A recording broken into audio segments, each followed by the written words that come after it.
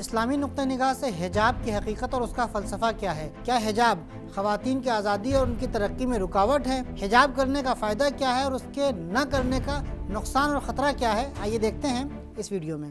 نقطہ نگاہ حوزہ علمیہ قم کی طلاب کی جانب سے نشر ہونے والا ایسا پروگرام ہے جس میں ہماری ہر بات مستند اور مستدل یعنی اوتھینٹک اور ریشنل ہوتی ہے، اور تمام پوائنٹس جو پیش کیے گئے ہیں ڈسکرپشن میں ان کے ریفرنسز موجود ہیں۔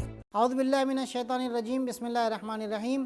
حجاب یعنی خواتین کا نامحرم مردوں سے پردہ کرنا، یہ اسلام کا ایک اہم اور مسلم قانون ہے۔ حجاب صرف اسلام کا ہی قانون نہیں ہے بلکہ اس سے پہلے دیگر ادیان میں بھی اس کا حکم رہا ہے، لیکن اسلام کا امتیاز یہ ہے کہ اس نے حجاب کے فلسفے کو اور اس کی حد کو معین کر کے خواتین کی عزت اور عظمت کو محفوظ کر دیا ہے تاکہ وہ آزادی کے ساتھ سماج میں کامیابی اور ترقی کی منازل کو طے کر سکیں۔ حجاب نہ صرف اسلامی قانون ہے بلکہ یہ فطری تقاضا بھی ہے۔ اس ویڈیو میں آپ کی خدمت میں بیان کریں گے کہ اسلامی نقطہ نگاہ سے حجاب کی کیا حقیقت ہے اور اس کا کیا فلسفہ ہے۔ کیا حجاب خواتین کی ترقی اور ان کی آزادی کی راہ میں رکاوٹ ہے، اور اگر کوئی حجاب کرتا ہے تو اس کا فائدہ کیا ہے، اور حجاب کو چھوڑنے اور ترک کرنے کا خطرہ اور نقصان کیا ہو سکتا ہے۔ تو یہ جان لیتے ہیں کہ اسلامی نقطہ نگاہ سے حجاب کی حقیقت اور اس کا فلسفہ کیا ہے، اور قرآن اور روایت اس سلسلے میں کیا کہتے ہیں۔ قرآن کریم میں حجاب کے سلسلے میں مختلف آیات وارد ہوئی ہیں جس میں حجاب کے فلسفے کو بیان کیا گیا ہے جو اس طرح ہے۔ حجاب خواتین کی پاک دامنی، ان کی عفت اور بری نگاہوں سے حفاظت کا ذریعہ ہے۔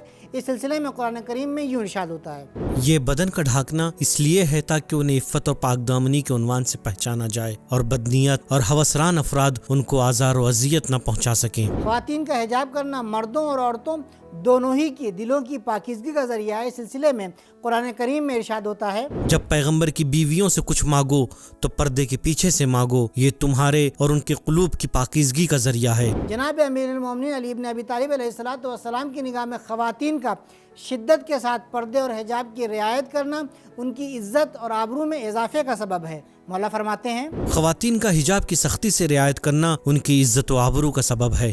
امام رضا علیہ السلام کی نگاہ میں حجاب حرام کاموں سے بچنے کا بہترین ذریعہ ہے۔ اس سلسلے میں آپ فرماتے ہیں، نامحرم خواتین کے بالوں کو دیکھنا اس لیے منع کیا گیا ہے کہ اس کے ذریعے مردوں کے حرام میں پڑنے کا خطرہ ہے۔ تو حجاب خواتین کی عزت اور عفت کا ذریعہ ہے۔ حجاب کے ذریعے سے خواتین بری نظروں سے محفوظ رہتی ہیں۔ حجاب دلوں کی پاکیزگی کا ذریعہ ہے۔ حجاب کے ذریعے سے خواتین کے عزت اور وقار اور ہیبت میں اضافہ ہوتا رہتا ہے۔ حجاب کے ذریعے سے انسان حرام کاموں سے محفوظ رہتا ہے۔ اب آئیے دیکھ لیتے ہیں کہ اسلام حجاب کا کیا طریقہ اور اس کے کیا اسٹیپس بتاتا ہے۔ سب سے پہلے قرآن یہ کہتا ہے کہ نامحرم مرد اور عورت اپنی نگاہوں کو نیچا رکھیں، یعنی حرام اور ہوس آلود نگاہوں سے ایک دوسرے کو نہ دیکھیں۔ خواتین اپنی زینت اور آرائش کو نامحرم مردوں کے سامنے ظاہر نہ کریں۔ خمار یعنی اوڑھنی جیسے اسکارف یا دوپٹے کو سر سے اس طریقے سے اوڑھا جائے کہ گردن اور سینہ دونوں ہی چھپ جائے۔ جلباب یعنی ایسا کپڑا پہنے جس کے ذریعے سے خاتون کا پورا بدن ڈھک جائے۔ پاؤں پٹک کر نہ چلیں کہ جس کی وجہ سے خاتون کی زینت اور آرائش ظاہر ہو جائے۔ حجاب کی رعایت کے سلسلے میں آیت اللہ سیستانی دامت برکاتہ اس طرح تاکید کرتے ہیں، اللہ اللہ، پردہ و حجاب کا خیال رہے، بے شک یہ وہ اہم ترین چیز ہے کہ جس کا اہل بیت علیہ السلام نے خیال رکھا، حتیٰ کہ کربلا میں ان شدید مصائب میں بھی اہتمام کیا، اور وہ اس معاملے میں مسئلے اعلیٰ ہیں۔ تب سوال یہ پیدا ہوتا ہے کہ کیا حجاب اور پردہ خواتین کی آزادی اور ترقی کی راہ میں رکاوٹ ہے؟ تو اس کا جواب یہ ہے کہ اللہ نے مردوں اور خواتین دونوں کو برابر صلاحیت دے کر بھیجا ہے۔ جو اپنی صلاحیت کا جتنا زیادہ استعمال کرے گا اور اسے نکھارے گا اتنا ہی زیادہ کامیابیوں سے ہمکنار ہوگا۔ اس سلسلے میں مرد اور عورت کے درمیان کوئی فرق نہیں ہے، لہٰذا عورت اپنے کام اور فعالیت کی فیلڈ کو انتخاب کرنے میں آزاد ہے۔ قرآن کریم اس سلسلے میں ارشاد فرماتا ہے، اور خبردار، جو خدا نے بعض افراد کو بعض سے کچھ زیادہ دیا ہے اس کی تمنا اور آرزو نہ کرنا۔ مردوں کے لیے وہ حصہ ہے جو انہوں نے کمایا ہے، اور عورتوں کے لیے وہ حصہ ہے جو انہوں نے حاصل کیا ہے۔ اللہ سے اس کے فضل کا سوال کرو کہ بے شک وہ ہر شے کا جاننے والا ہے۔ اسلام خواتین کے گھر میں قید رہنے کا ہرگز قائل نہیں ہے، بلکہ انہیں فکری اور ذہنی آزادی کے ساتھ اپنی صلاحیتوں کو استعمال کرنے کی ترغیب دلاتا ہے۔ اس سلسلے میں رہبر انقلاب اسلامی آیت اللہ خامنہ دامت برکاتہ یوں فرماتے ہیں: سیاسی، اقتصادی، علمی ایکٹیویٹیز یا تعلیم حاصل کرنا یا تعلیم دینا، راہ خدا میں کوشش کرنا، یہ تمام امور سماجی ایکٹیویٹیز کے ہی ضمن میں آتے ہیں۔ اسلام کی نگاہ میں ان تمام ایکٹیویٹیز میں شرکت کرنے میں مرد اور عورت کے درمیان کوئی فرق نہیں ہے۔ اسلام دونوں کو اجازت دیتا ہے، اور اگر کوئی اس کا انکار کرتا ہے تو اس کی بات اسلامی منطق کے خلاف ہے۔ رسول خدا صلی اللہ علیہ وآلہ وسلم مسلمانوں کی ترقی اور کامیابی کے لیے ان پر علم کے حاصل کرنے کو لازم اور واجب جانتے ہیں، اور اس سلسلے میں مرد اور عورت کے درمیان کسی فرق کے قائل نہیں ہیں۔ آپ ارشاد فرماتے ہیں: علم حاصل کرنا مرد اور عورت دونوں کا فریضہ ہے، یعنی دونوں پر واجب ہے۔ اسلام کی دی ہوئی اس آزادی کے نتیجے میں ایسی خواتین وجود میں آئیں کہ جنہوں نے حجاب کے ذریعے سے اپنی عزت اور عظمت کو محفوظ رکھتے ہوئے سماجی، سیاسی، کلچرل اور دیگر میدانوں میں اپنی خدمات کو انجام دیا اور انجام دے رہی ہیں۔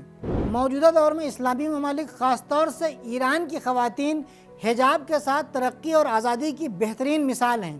وہاں کی عورتوں نے سیاست، حکومت، سائنس اور ٹیکنالوجی، یونیورسٹیز اور اسپورٹس جیسے میدانوں میں اپنی خدمات کو انجام دے کر یہ ثابت کر دیا ہے کہ حجاب اور آزادی کے ساتھ خواتین ترقی حاصل کر سکتی ہیں، اور حجاب نہ صرف ان کی راہ میں رکاوٹ نہیں ہے بلکہ بہترین مددگار ہے۔ اس کے علاوہ ابتدائی اسلام اور رسول خدا کے زمانے میں بہت سی ایسی خواتین تھیں جو حجاب کی رعایت کرتے ہوئے سماجی کام بھی انجام دیتی تھیں اور دشمنوں کے ساتھ جنگوں میں شرکت کرتے ہوئے مردوں کی مدد بھی کرتی تھیں، اور اس میں جناب فاطمہ زہرا سلام اللہ علیہا، ام المومنین جناب ام سلمہ، جناب ام اسنان اسلمی اور جناب امیہ بنت قیس جیسی خواتین کے نام سر فہرست ہیں۔ اور اس کے علاوہ سب سے اہم بات یہ ہے کہ امام زمانہ عجل اللہ تعالیٰ فرجہ الشریف کے ظہور کے وقت ان کے سب سے خاص 313 افراد میں 50 خواتین ہوں گی جو امام کی حکومت میں اہم کردار ادا کریں گی۔ اس سلسلے میں امام باقر علیہ السلام یوں فرماتے ہیں: قسم خدا کی اس وقت 300 سے زیادہ لوگ مکے میں جمع ہوں گے جن میں سے 50 خواتین ہوں گی۔ ظاہر سی بات ہے کہ یہ 50 خواتین سیاسی، حکومتی اور سماجی کام حجاب کے ساتھ ہی انجام دیں گی۔ تو حجاب اور پردہ نہ صرف خواتین کی ترقی اور آزادی کی راہ میں رکاوٹ نہیں ہے بلکہ انہیں ذہنی اور فکری سکون عطا کرتا ہے تاکہ وہ بہتر طور پر کام کر سکیں اور سماج کی ترقی اور کامیابی میں اپنا بہترین کردار ادا کر سکیں۔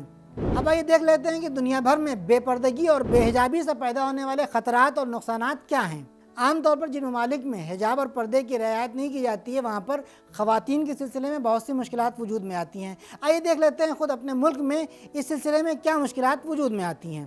خواتین محفوظ نہیں ہیں، ان کے ساتھ ایو ٹیزنگ، چھیڑ چھاڑ اور جنسی تشدد کی شکایتیں دیکھنے کو ملتی ہیں۔ دسمبر 2020 میں اس قسم کی وارداتیں اور ان کی شکایتیں 1 ملین سے زیادہ رہی ہیں۔ ملک میں ریپ اور عصمت دری کی بہت زیادہ وارداتیں دیکھنے کو ملتی ہیں۔ NCRB کی رپورٹ کے مطابق صرف سن 2019 میں ہر روز 87 ریپ کیسز سامنے آئے ہیں۔ اس کے علاوہ خواتین آفیسز اور کام کاج کی جگہوں پر خود کو غیر محفوظ سمجھتی ہیں اور انہیں بری نظروں اور چھیڑ چھاڑ کا سامنا کرنا پڑتا ہے۔ اس کے علاوہ اگر ویسٹ اور مغربی دنیا کو دیکھا جائے جو خواتین کی آزادی اور ترقی کا نعرہ بلند کرتے ہیں، حجاب کو ترقی اور آزادی کے راہ میں رکاوٹ مانتے ہیں، وہاں پر خواتین کے حالات بہت زیادہ بدتر ہیں۔ مغربی دنیا میں خواتین کی حیثیت ایک ٹول اور آلے سے زیادہ نہیں ہے۔